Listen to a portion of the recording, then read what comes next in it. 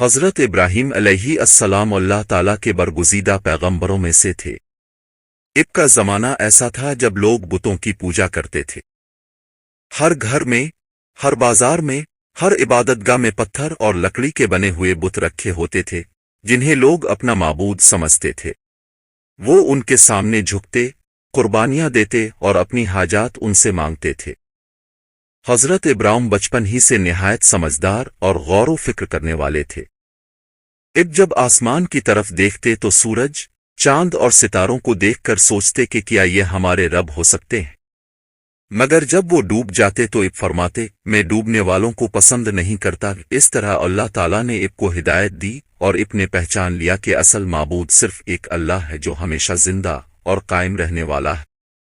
جب حضرت ابراہیم جوان ہوئے تو اب نے اپنی قوم کو سمجھانا شروع کیا۔ اب نے نہایت محبت اور حکمت کے ساتھ فرمایا، اے میری قوم، تم ان بے جان بتوں کو کیوں پوجتے ہو جو نہ تمہیں فائدہ دے سکتے ہیں اور نہ نقصان؟ لوگوں نے جواب دیا، ہم نے اپنے باپ دادا کو اسی طرح کرتے دیکھا ہے۔ حضرت ابراہیم نے فرمایا، کیا تم اندھی تقلید کرتے ہو؟ کیا تم نے کبھی سوچا نہیں کہ یہ بت کچھ نہیں کر سکتے؟ اب کے والد آزر خود بت بناتے تھے۔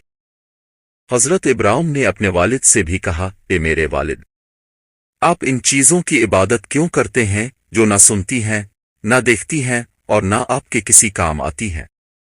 مگر ان کے والد اور قوم نے اب کی بات ماننے کے بجائے مخالفت شروع کر دی۔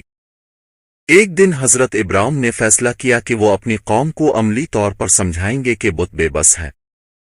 جب ایک بڑا میلہ لگا اور سب لوگ شہر سے باہر چلے گئے تو حضرت ابراہیم بتوں کے گھر معبد میں داخل ہوئے۔ وہاں بہت سے بت رکھے تھے، بڑے اور چھوٹے۔ اب نے ایک کلہاڑا اٹھایا اور ایک ایک کر کے تمام چھوٹے بتوں کو توڑ دیا۔ صرف ایک بڑا بت باقی چھوڑ دیا اور کلہاڑا اس کے گلے میں لٹکا دیا۔ جب لوگ میلے سے واپس آئے اور انہوں نے اپنے بتوں کی یہ حالت دیکھی تو وہ بہت غصے میں آ گئے۔ انہوں نے کہا، یہ کس نے ہمارے معبودوں کے ساتھ یہ حرکت کی ہے؟ کچھ لوگوں نے کہا، ہم نے ایک نوجوان کو دیکھا تھا جو ان کا ذکر کرتا تھا، اس کا نام ابراہیم ہے۔ حضرت ابراہیم کو لوگوں کے سامنے لایا گیا۔